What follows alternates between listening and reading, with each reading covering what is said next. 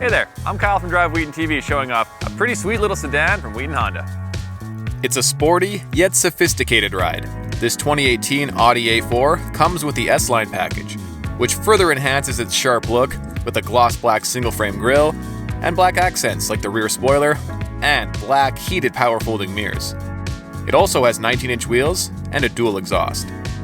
The 2-liter turbocharged engine provides plenty of punch at 220 horsepower and 258 pound-feet of torque, and comes paired to an 8-speed automatic transmission with paddle shifters. It's equipped with a sport suspension, and you can choose between comfort, auto, dynamic, and individual drive modes. The quattro all-wheel drive system adjusts the torque ratio for optimum control, so it's ready for anything the weather throws at it. Inside is a nicely appointed leather interior with carbon fiber trim.